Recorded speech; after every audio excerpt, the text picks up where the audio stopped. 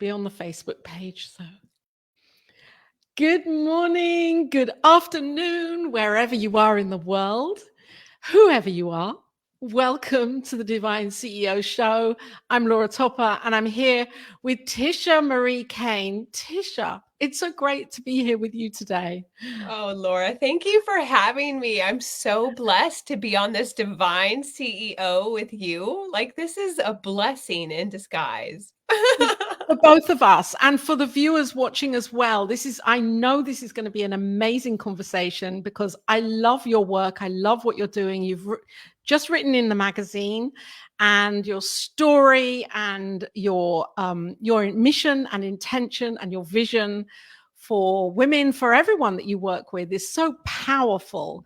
So thank you for being here and taking the time to be here on the show today. You're so welcome. So amazing to be here. So thank you. I'm going to hop straight in. I'm going into your bio.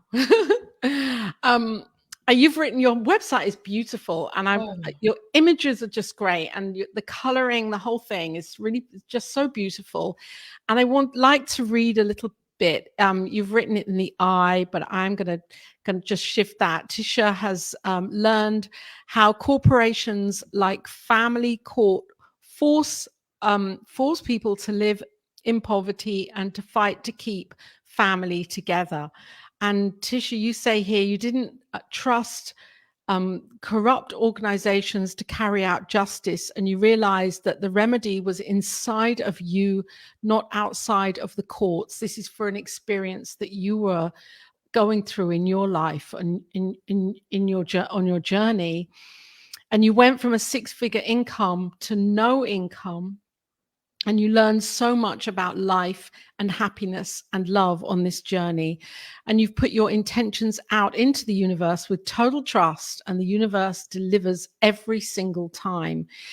And you say here, these days, I don't worry about my income because I know I can survive on my outcome. I love that. And you can too. The moment that we are in love with ourselves and in love with life, we see that we magnetize that as an equal.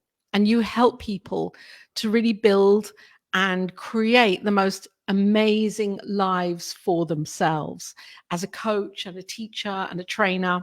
And also, you are a lawyer, aren't you? You are a family lawyer. Mm-hmm. Private counsel. Yeah. So share a little bit about this, because for me, I know your story. We've had a deep conversation, a couple of months ago, and I know what you're doing. For anyone here that's watching, if you don't know Tisha and what she's doing, I'd love you, Tisha, to just share from your perspective. Oh, thank you so much. It's really interesting how that you reading back my bio had put me in my feels, because I know my story, but to have someone else read it to me, I was like, wow, like, whew. So thank you for that. That was the first time. And it just kind of reiterates that, when your whole life is burning down, you have a choice to either burn down with it or stand in the fire and become the flame, right? Yeah. And so everyone has their story on how, if they go to law school, I'm here in the States, I'm here in California, why they go to law school. And, my parents always said that I was a great arguer. So I could argue really well. And I never thought about going to law school until I was going through the family court. This was about 8 years ago.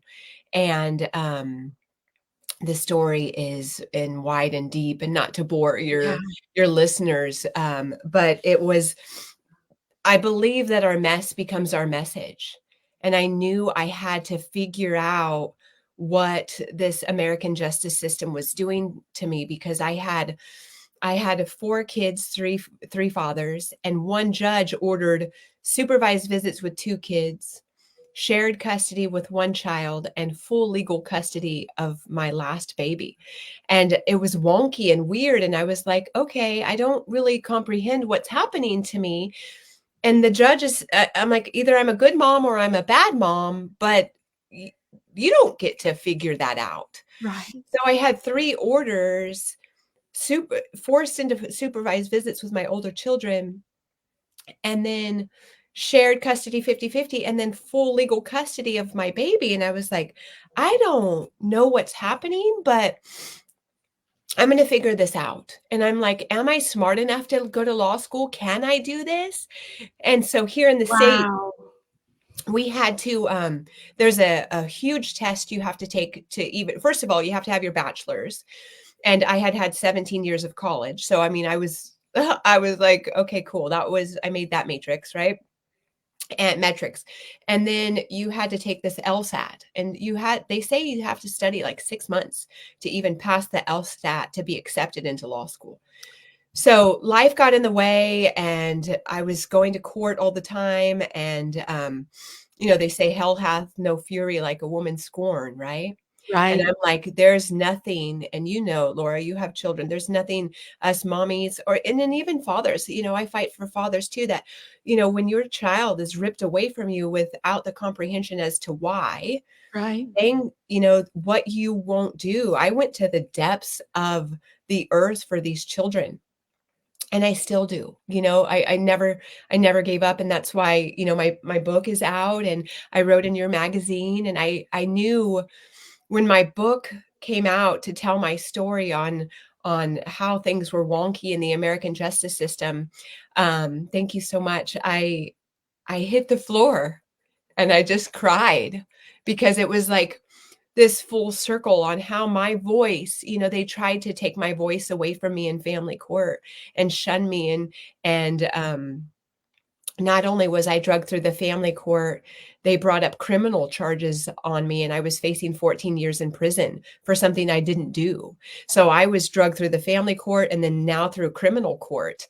And I had 283 hearings in 6 years. It was a lot. Wow. So I'm like, oh yes, I'm going to law school. And I went to law school, and not only was I at the top of my class, my professors would write, you remain at the top of not that I was at, but I remained there. So it was really easy. And for me, it was easy because I believe that there's 2 schools of thought. There's a school of legal, and then there's a school of lawful. And there's these fake government laws that are by man, and the lawful laws are from God. And whatever God means to you, higher power, source, one, most high. I had my spiritual awakening right through law school, and God just opened up my brain and said, oh, okay, you want to learn about laws? Let's go. And so I was reading legal with my cohorts, and then simultaneously I was reading lawful. And I had to get through the legal stuff. And I prayed. I said, God, I just need to have a photographic memory, because the legal stuff is not resonating with me. And the lawful stuff, the Bible laws, the lawful that comes from God, was like reverberating within my body. And I had to learn those. So my cohorts were just studying here, but I was simultaneously, I remember a time I was reading 14 books at one time. And I would jump from one chapter on this book to another chapter on this book, and I would get a photographic memory. And my husband would say, I don't know how you're doing this. And I said, I don't know how I'm doing this either, but I just thank you, God, like that I'm able to keep track of all of this. It's amazing. I'm listening to. I don't want to interject because I know this is. I'm keeping quiet. Carry on. No, it's great. It's great because I don't know where to go. But so I went on to graduate from law school, and my passion is teaching women how to navigate the American justice system, or all courts. And my little slogan is I help you win in court and win in life. And a lot of times, that's not a little slogan, by the way. That's huge. I'm going to write this down while you're talking, because I love it. So a lot of times, especially here in America, and I know you're over in the UK, Laura, and I'm going to come visit you one of these days, by the way. especially here in America, my belief system is that these systems rape and pillage the American people. And so I seek to help alleviate suffering. And I want to teach people how once my mind opened up and I was able, God gave me eyes to see and ears to hear, I was able to like see it all. And I thought, oh, wow. So then I became very cognizant of the language that I was using. Right. And so a lot of us who are victims of domestic violence, we play these stories in our heads over and over again. And my therapist was keeping me looking in the rearview mirror. And I needed to be looking out the windshield. And then I was like, okay, I can no longer sit in this victim mentality. And then I shifted my language to, hey, I'm a survivor of domestic violence. I'm a survivor. Right. Until that became like, I don't want to even say that anymore, right? That story is so old and I needed to get rid of that story. And then my story becomes, okay, I don't even talk about that. It doesn't even matter because now I'm of the belief system that I created all that garbage in my past. I created it for one thing. And the one thing is the reason why Miss Tisha Marie Kane came to planet Earth is to learn about radical forgiveness.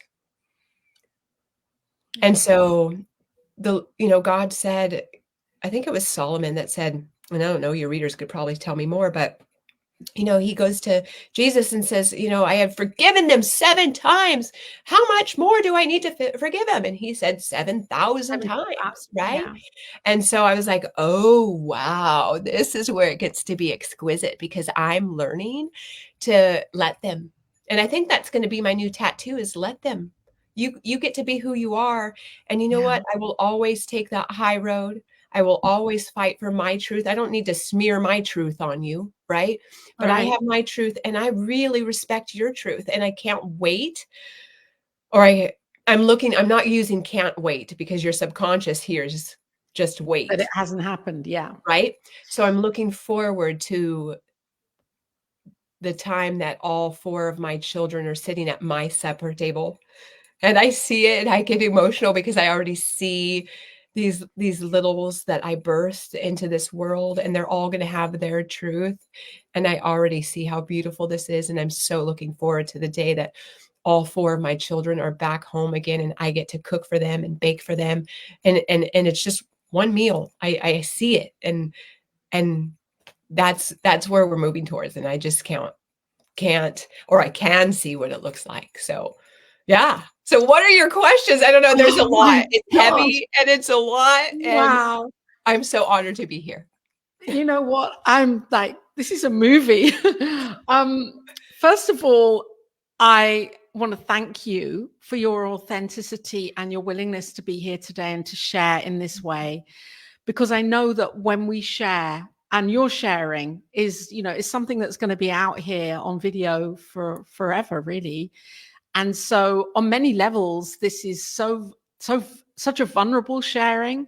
And there are so many teaching moments in your sharing. I think the whole thing could be unpacked as a masterclass for us all, Prince is here. Prince, he's loving you, loving how you're catching yourself on language, and what an awesome perspective. Welcome here, Prince. It's really great to be here with you. And Tisha, I'm just amazed. No, I'm not amazed. That's the wrong word. I'm in awe of you and your tenacity and your resilience through all that heartache and hardship and brokenheartedness, to have found, like, really dug deep within yourself and said, I am going to do something about this, not only for me, but it's going to help other people as well with their experiences of going through the judicial system. And obviously it's different there in America than it is here in the UK. However, I can't even imagine what a rabbit hole the whole thing must be. So for you to be sitting there with 14 books and turn to the law, the spiritual law, for me, it's like, do you feel, my question, I suppose, with this, do you feel that because you surrendered, and this letting go that was a process of yielding, the more you were doing that, the more you're being supported by the divine to have Yeah. that strength and resilience to continue. Because reading 14 books at one time, that's not just light reading. Right. That's And not bedtime reading, is it? It's no, like, no. no. And the books were very, very dense, right? This Yeah, is dense language I didn't know, language I had to look up. And that's what they taught us in law school. You know, if you don't know what a subpoena is or a demur or, you know, things like that, that you would strategically have your law book out and your dictionary, and then you'd right. need to reference those. So it was very, very dense. And to answer your question, yeah, it was this deepening in with my relationship with source. And just, you know, when I could no longer walk, I had to kneel. And I'm like, I Mm. don't comprehend what is happening. I just kneeled and I said, God, I don't know why my babies have been ripped out of my arms. I don't know, but I'm just leaning in, and I have to trust you. And honestly, this trust piece keeps coming up. Like, it's like I keep getting and just a couple days ago, I just keep getting tested. How deeply are you going to trust? And I'm like, ooh. And I have to lean in and say, okay, let's just pull everything off. Let's see how, let's go. And it's like I'm playing with it a little bit. Yeah, because it's almost like the greater the mission, the greater the challenge is going to be, the steeper the mountain to climb. Yeah. Of a test almost of our tenacity and our willingness to, is this what we really want? Is this what you really want, Tisha? Is this what you really want to go through all of this? And so there's a proving in all of this, isn't there? For our own, for your own character, Yeah. that you can then say, I've done this. And so there is that cliched kind of, if I can do it, you can do it. Right. However, you're saying I've done it. And so you're showing others that you're trailblazing. Yeah. You're And trailblazing. my best client is that 22-year-old, right, who just graduated from college or just getting ready to graduate from college, that doesn't have a line of sight, who has, you know, starting to learn their own footing outside of their parents, outside of college, which is another indoctrination system here in the Yeah. States. And give me that kid, I say a kid because I'm 40 something years old, right? And let me show you that this is all a made up reality. I was Yes. facing 14 years in prison. And I believe, Laura, that the reason why I prevailed over that criminal case is God taught me about quantum physics. I Right. was able to collapse the timelines on that case and bring up the feeling over and over and over and over again, and the potency of winning. And Yes. I would go in there and I'm like, I would show up, my energy would be so big. Well, of course, you know, my cohorts, the district attorney who was prosecuting me, they'd show up in all black, right?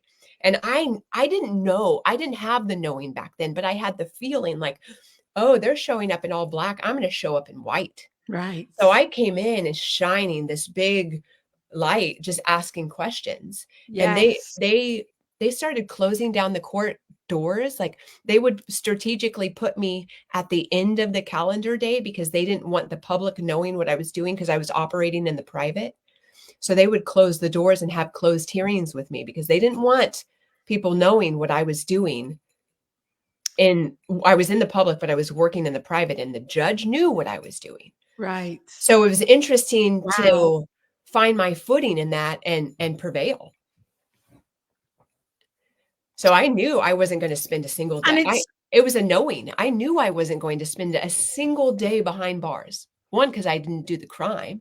And two, there was no way. There was no way, with the knowledge that I knew, you know, and I would kind of threaten the district attorney, and I said, hey, and that case went on for 3.5 years. I had a criminal case for 3.5 years. And you know what the family court did? They said, oh, it looks like you have a criminal case out here, so we're not going to give you back your children until the criminal case shores up. Oh. So I'm like, oh, so the family court is treating me as I'm guilty until proven innocent. And the criminal court is treating me like I'm innocent until proven guilty. And we have two schools of thought, a family court and the criminal court, but they're not matching up. Right. So you were in law school at this time while this was going on, and were you representing yourself in court? Yes. Okay. And Wow. interesting enough, I spent $25,000 to hire a defense attorney. And here's what I need to tell you. The prosecutor on the case, who do they work for? Do you know? The prosecutor works for the people that are guilty? No, the prosecutor, so the DA, the prosecutor, they work for like the state of California. Oh, okay. Sorry. Okay. Yeah. So who does the judge work for? The state. Thank you. Not for the person. Yeah. Thank you. And then, so my public defender, who do they work for? You?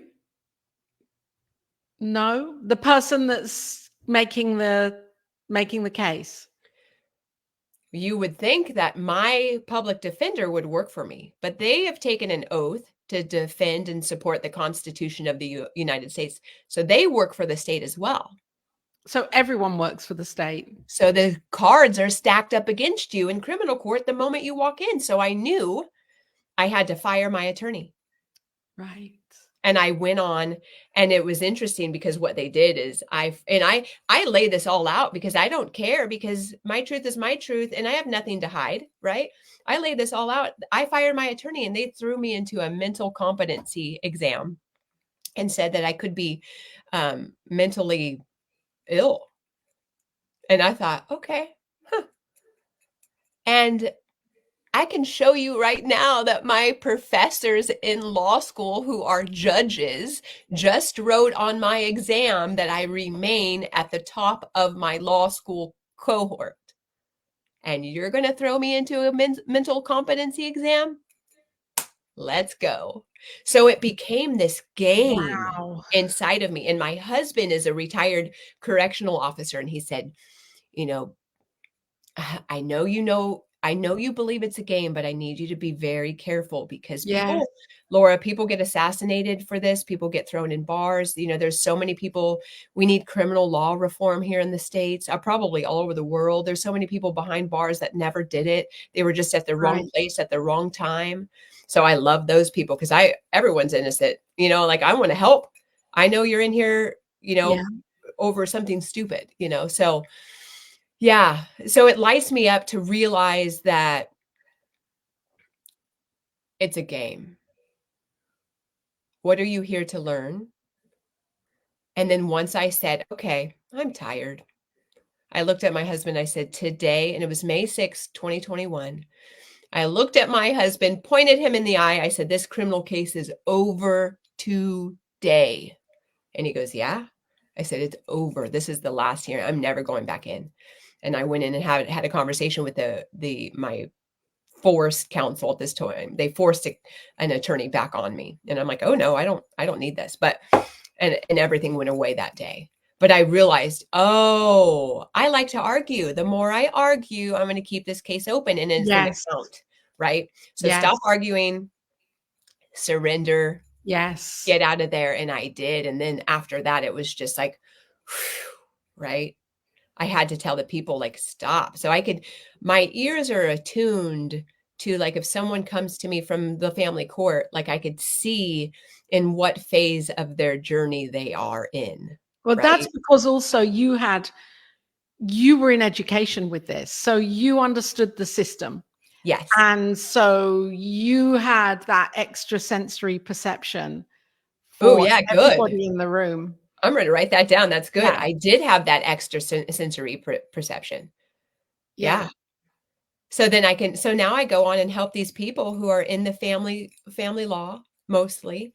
And then I just pull them into my coaching space and say, grab them. Let me teach you. Let me show you. It's a made up reality. You can get out of this, but you have to go within. Shush, quiet. Right.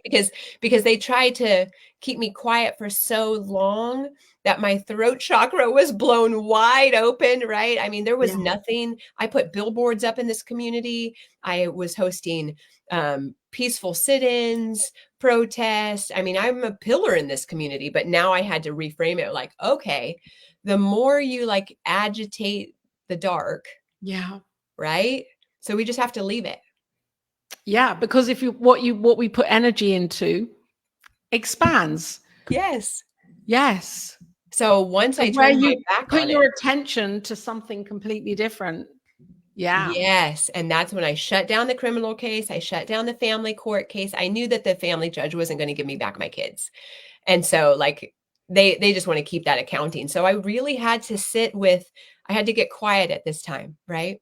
So Yeah. now that they tried to take my voice, now that my voice was wide open, then I had to go back in full circle. Okay, get quiet. Go within. I had to go to Minnesota, which is all woods. I sat with the wisdom of the trees, and I had to make a decision. And then this was one of the hardest decisions of my life. Do I continue to fight in the American justice system and family court, knowing that the judge is not going to give me my kids back? And I became a battery source for these systems. Every time I filed a document, I kept them Kept it going. employed. So you were keeping the whole game going, really. Yes. And But that's you know what? There's a part of me that feels like, okay, so you were keeping the going, but this wasn't a game, was it? Okay, yes, we're in a game. We're in a matrix. We're in a version of a matrix. And yet this was a situation that you were experiencing that was heartbreaking. Mm. And so that, I'm sure that decision, or I'm sure for me, that decision would have been like, okay, Laura, I've got to shut up, but I don't want to because it's so painful. And, you know, women over centuries have been told to shut up. We've been burned at the stake. Men and also, you know, witches, priestesses, we've all been told to stop talking, to be quiet, to shut up when we know the truth. And so that must have been a really difficult decision for you. That's not just an easy decision, is it? To not, when you know in your heart, this is why you're here, why you're doing this, why you're in court. Laura, thank you for seeing that. Because I think a lot of people just glaze over that. And thank you for seeing me, because it was really, really hard. It was really hard, because you then were faced with, if I'm quiet, I might really lose everything. I might really lose myself in all of this, and my children as well. So that was so courageous of you. Yeah. So courageous. And what helped me through the process, one, was praying. And then two, knowing that my little children have their own soul contract here on planet Earth too. This is the other thing, isn't it? Well, it's the thing, not the other thing. It's yes. And I'm like, if they're anything like their mother, they're a fighter, right? So I prayed for the rebellion. I prayed for like, get your rebellion. Like, I want to see my mom, right? Yeah. And two of my kids, the two oldest, they live 2 miles away. They live 2 miles away. And I had a restraining order on me. I couldn't see them, couldn't talk to them. I don't know how their grades are. I haven't seen them in 8 years. And they still live 2 miles away. So it's just like, my son just turned 18, and I just pray that, you know, he's got his own little truth too, but it's just realizing, okay, these guys got soul contracts too, for whatever reason. I raised them until they were 10 and 8 and 7. And then my 9-year-old now, he's been with me 100% of the time for 9 years. It's just like, you know, So thank you for seeing me, and thank you for realizing how difficult that decision. Do I go in and keep the source open? Or do I shut it down now and just let the children, you know, because I take some responsibility in this too. I was legally abusing my ex-husband and my 2 ex-boyfriends. I was legally abusing them because I had pure economic loss. So I could file the court documents and not have to pay the court fees because I was unemployed. But they had to lawyer up. They spent over $200,000 fighting to keep my kids away from me. And we all know grumpy little teenagers. So now they're teenagers and dad has to raise them by themselves. Yeah. I'm like, good luck. Yeah. So, And I'd really appreciate if you wouldn't mind for a minute or so talking about guilt. oh, yeah. And not necessarily because obviously your experience, for viewers watching here that might be going through a similar, or you might be showing this video to some clients, because this is your story and it's really powerful. And I think guilt it runs through us as mothers in whatever capacity, whatever our family structure looks like. There's guilt laden in, and there's ancestral guilt, and there are limiting beliefs or beliefs about we should be better, or we should have achieved this, or be the perfect mother, or all of that. I'd really appreciate you talking on this for viewers. Absolutely. Because you've overcome that, and and that's a powerful thing to overcome.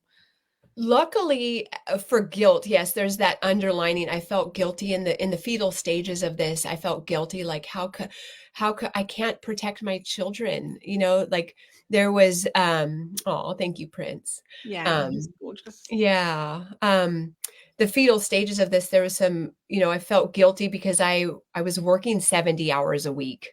And, my kids had to go to, latchkey kids, and they had to go to, before school program and after school program. And I felt guilty for working too much. And so then what I do on the weekends, and this is what I write about, is, I was climbing the corporate ladder, and I had the money. So on the weekends, we would live it up. We would go to the beach and spend the night, and they would get all the souvenirs. But it was that I would, pay whatever they wanted because I felt guilty for working too much. Right. And then when they got ripped out of me, I just my mother had embedded in me, there's no guilt or shame in this family.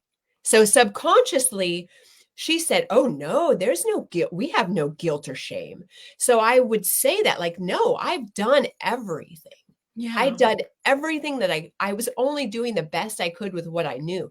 So I shook out guilt and shame initially. First off, I just shook that out because I called in what my mother had subconsciously put me. But for me, it was the sadness that, the 6 major emotions: anger, sadness, fear, guilt, shame. I'm not good enough. Yeah.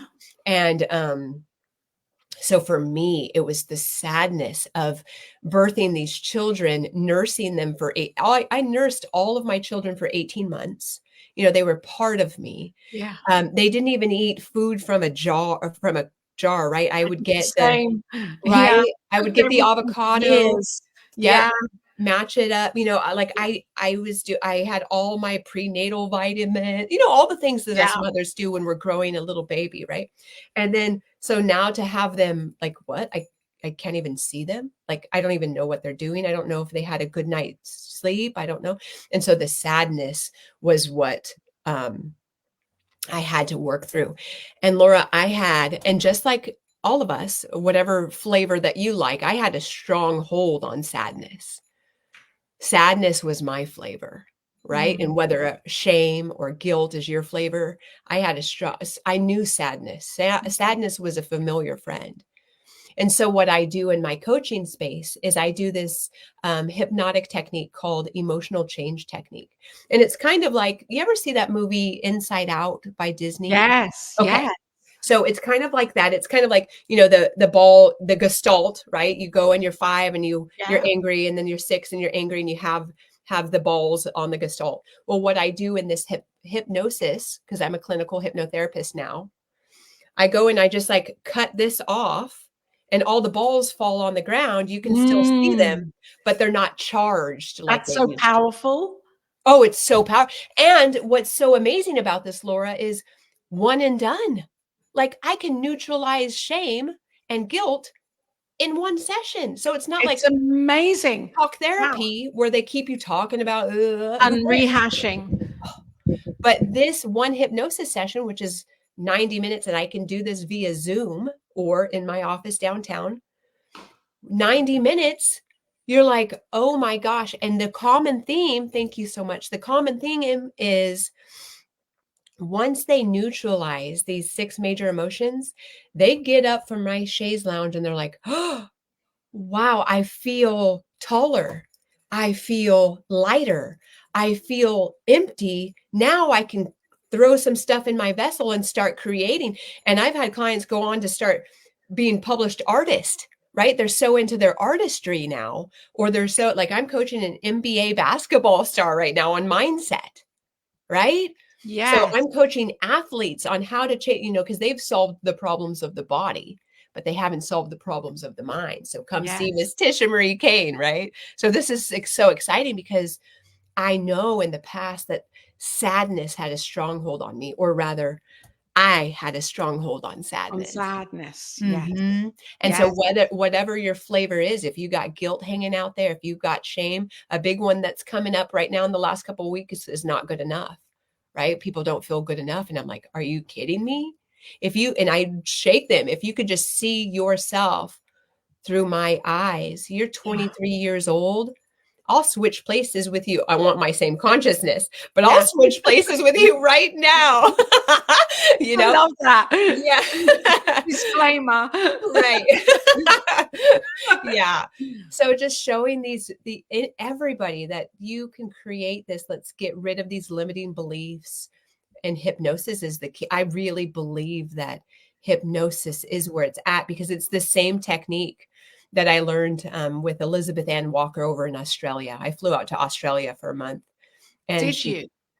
I did. And I'm like, because she used this technique on me. And in that one session, my husband said, wow, I've got an upgraded wife.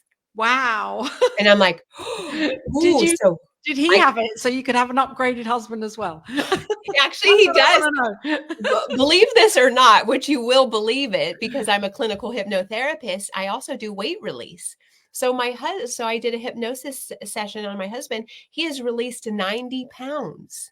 Oh, congratulations, husband. What's your husband's name? Gregory. Congratulations. That's amazing, because we hold on through fear, don't we? And just, that creating that container around ourselves. And so that's brilliant that he's done and that. I don't look at anyone these days with like those who are carrying extra weight. There's no judgment. All it is information. Get rid of the information and the weight releases. It's just you're holding on. Get rid of it. An old thought process. That's all it is. Yeah. And I love what you do. And we were talking about this before we came online about how you show up on Instagram and you actually declare what it is that you're intending to manifest and bring through for your life. And you make it very public, and you make it very kind of like, this is what's going to happen in 3 months' time. Let's see. But I'm telling you it's going to happen. And it happens. It happens. And I think this is really powerful, because as I've shared with you, we need to hear inspirational stories. We need to hear what's possible. We need to hear it from others so that we have a new mental equivalent, because it's very easy to get stuck in our own story of what's possible, isn't it? Oh, so I want to thank you for doing that, because it's like, you're showing me and everyone else. Okay. Well, thank you again for seeing me. I think that's one of the biggest needs is we don't feel seen. So thank you, Laura, for letting me be here on this beautiful podcast and seeing me, because we talked about it too, is like some people think, oh, she's just bragging. But the reality is I know the collective. I know whatever we put out there. So I just declare these things. Yes. And you can see on my Instagram where I wanted recently so I'm like, okay, if I'm going to be a published author, which I am, I want a Mont Blanc pin, which is a $1,400 pin. That's a lot of money, right? Yeah. But what I did is I said, you know what? I declare that I'm going to be a published author. And not only am I going to be a published author, I declare that I deserve this $1,400 pin. I deserve to write with the best utensils that I could afford for me. Yes. And so I deserve that. And I don't know how I'm going to get this. And that's a lot of money. But right now I'm putting it out on Instagram. You just watch. You are. That's what you're doing. It's like, And then you it just happens. watch. And then it happens. I'm like, before I would say, I just can't believe this is happening now because I'm a master magician in my life. I'm orchestrating all of this. You know what I say? It just makes sense. It just makes sense, because if it's seeded in our hearts, it's there for us to. Otherwise, why would it be seeded in our hearts? Right? So we keep ourselves away. We keep ourselves separate. We think we're separate from Right. everything, and we're not, are we? No. I want to ask you about when you said when you were, because I know we may not have too much longer left, but when you just share a little bit about when you were going through your journey in the whole process of becoming a lawyer and in the courts as well, and then releasing that, and then having this epiphany and spiritual awakening. Do you believe that this awakening is, well, it's obviously supporting your whole life right now, but how can you see that because of it, that you are operating in a different way than before it? Yes. So in the past, there was tons of friction, right? I was constantly grinding, pushing, pushing, pushing. Now I'm in the flow and I'm Right. so intuitive Yeah. in that I just, these days I don't even make dinner reservations because that's too like, ugh. If I have to show up on a specific time, we're not Yeah. doing that. And so, just being in the flow, intuitively watching how, and I played this out. We went to the beach this weekend and we stopped off because we were all getting hungry and we stopped off and I said, I don't know, we can look on we can Google it and see what best restaurants are in town. I said, but you know what? I just want to be off our devices and just really spend family time. I said, let's take a moment. We walked across the street. I said, let's just watch the people. Yeah. So we just sit there on the curb and we watch the people, and all the people were walking north. And I said, let's just walk north with the people. And my husband and son, they're so amazing because they just let me be in the flow and they're so great. So we started walking north and we found this amazing pizza parlor that had been there for 30 years. It was a staple in the community.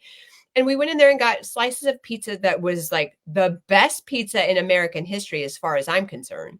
So we got to eat our piece and we were done. And then we turned around, and right as we turned around, there was a theater. And my little son said, can we go to the movies? I'm like, absolutely. So we bought a ticket. We walked in and we saw the new movie Beetlejuice. It was 5:20 and the movie started at 5:20. And I looked at my husband and I looked at I said, we are so in the flow. Yes. And of course, this just makes sense. So can we continue to, and my 9-year-old, he's been here several times before, but he likes friction. He likes to go against the grain, which I wonder where he got that from. So I'm teaching him, if we could just be in the flow and just allowing and surrender in to whatever presents itself. When you said, do you want to be on this podcast? I said, oh yes. Like, because you showed up in my reality, right? I remember when your magazine and I went out searching, I'm like, I need to know who Laura Topper is. This woman is amazing. Like she's doing some amazing things. I need to know this lady. I need to talk to her. And you kept showing up in my reality. I'm like, okay, I'm in the flow. I need to talk to this lady. Right. And so just surrendering into why I felt this pull towards you was so gorgeous. And look at us now. I'm just so absolutely thrilled that you followed that. And I live like that too. And it's a training, isn't it, for our minds to live like that, because it can be so easy to want to, especially with what's on social media and what we're bombarded with all the time, as, got to be more, do more, have more, do it faster, do it quicker. You live like that too? Are you in the flow like that too? Oh yeah, I'm totally like, I'm a human design projector. Do you know about human design? System, energy system. I'm a projector, so I wait for the invitation. That's it. Because otherwise I'm creating resistance. when things don't turn out the way I think they should turn out. So I very much live in that kind of way of, okay, I'm following my intuition, my instinct, my guidance, my heart. Well, here's the invitation. If you're ever coming to California, you can stay with me for a few days. Oh, I love you. Yes, that would be amazing. So get your trip to California and you can come and stay here and I can show you. We're like an hour from Half Dome Yosemite, an hour from San Francisco. So we're right in the middle of California. How beautiful. So we could do all things. So here's the invitation. You don't have to wait any longer. You're welcome. Get your ticket and get over here. I would love to show you around. That would be beautiful. Thank you. I'm holding that in my heart. And I just put that in your reality. So you did. You get to do whatever you want to do with that. I know. So it's so and isn't that the great thing that we have these choices and we can choose, we can set intention and state how we want our lives to be. And I see you as doing that. And I think, wow, what a role model for all of us and the journey you've been on and the ongoing journey that you're journeying in your heart every day with you and your children, and knowing that we're one. And even though your children and you may not be in the same physical space-time reality right now, that what is the thing that keeps you going with all of this? Yeah, I believe that coaches need coaches. So I'm going to have to hire a coach to do some dream extractions, because the reality is everything that I dreamt has come to fruition.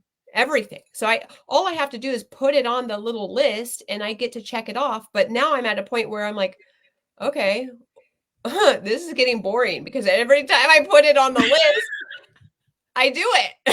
Right? So, but I'm like, okay, I need to hire someone to do something. What more do I want to do now? I don't really know. Yeah. I mean, yes, I have to tell you this quick little thing. So we've been trying to get to Germany for about 4 years now. And coming back from the beach, we were so in the flow. And I got on to the American Airlines, or no, I think it was Air France or something. And I said, what's the investment to even get the three of us over to Germany, to France? We're going to fly into Toulouse, France. And the tickets were $534. And I thought, this was one way. This was just, this was Sunday night. So what are we now? Tuesday? Sunday night. Yeah. I said, you know what, God, we've been needing to go to Germany forever. I'm an international life coach. I have clients in Munich. I have clients in Spain, Chile, Guadalajara, Canada, Australia. I want to go to Germany. I want to do a book signing in Germany. I want to take my book on tour.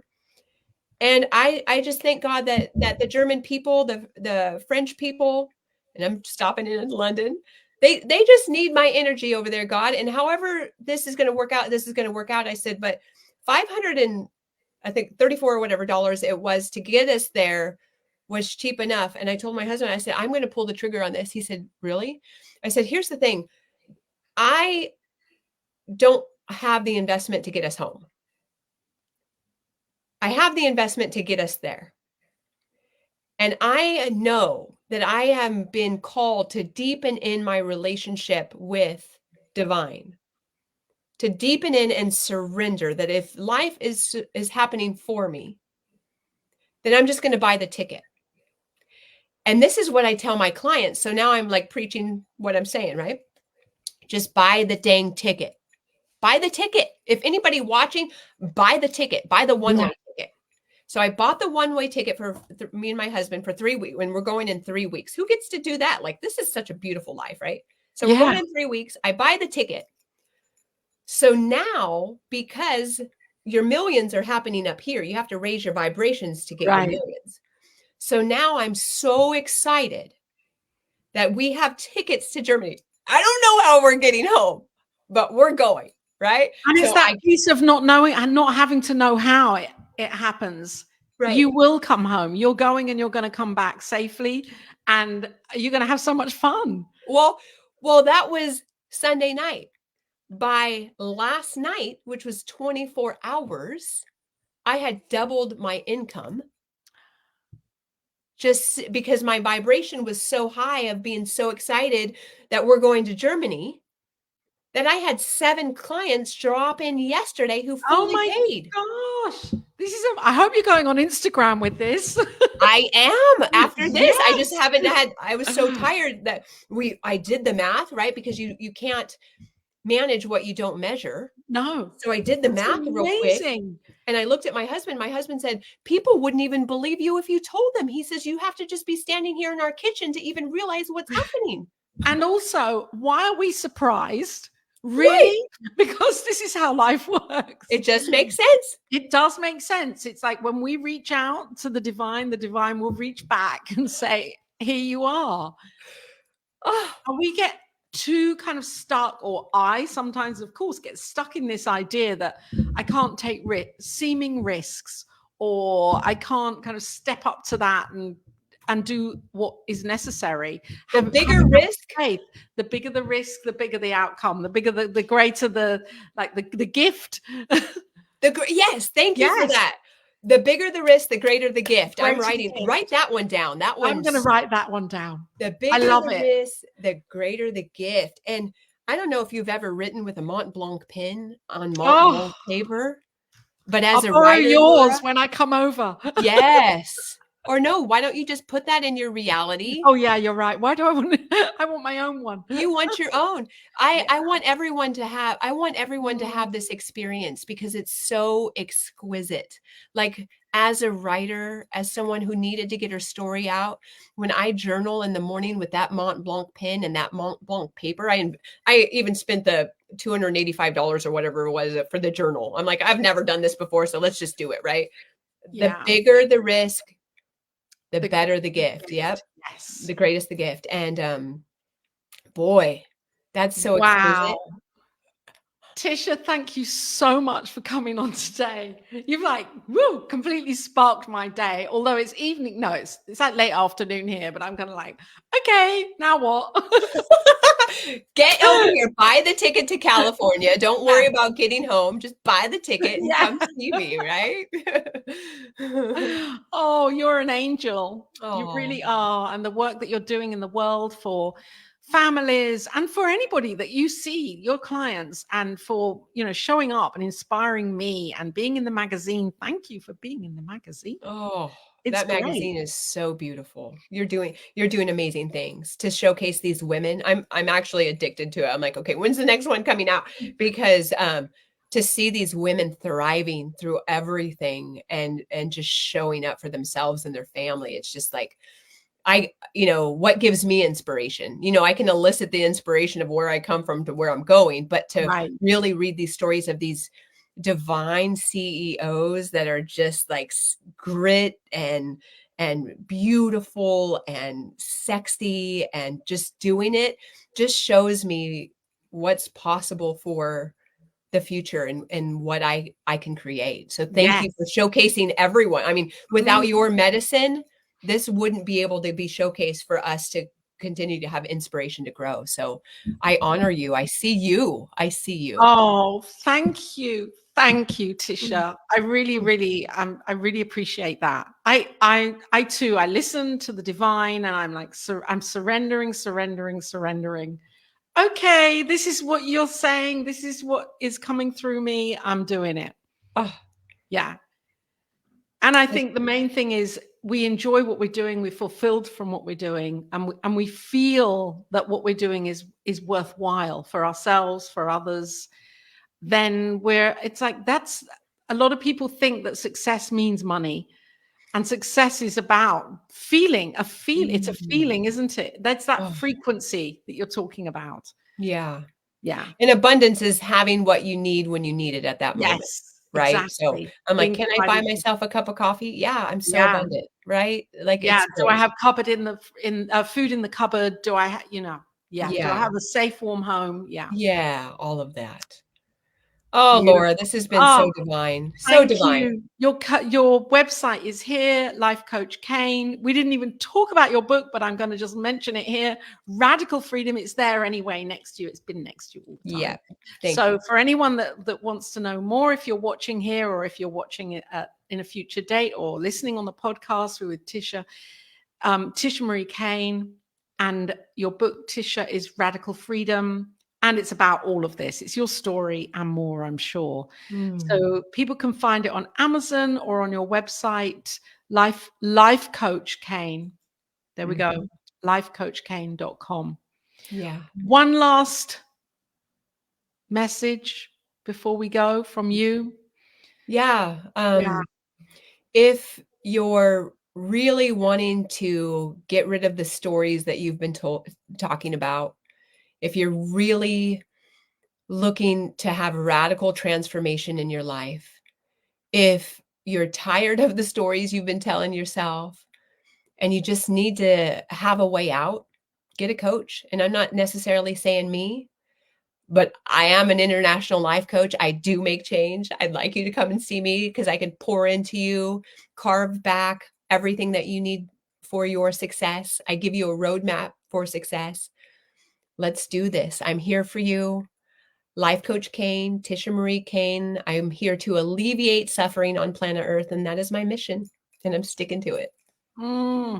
Beautiful. Thank you so much. And I look forward to you coming back on the show again. Yes. Awesome. Yes. Thank you, Laura. And thank you, everybody, for being here, for listening, for watching. And we'll be back here next week with the show. And knowing that you have an amazing rest of your day and that it's filled with love and peace. And that also you find that place in your heart to live your best life, live the life that you really, truly desire, and let your dreams fly. So good. Blessings to you. Bye for now. Bye now.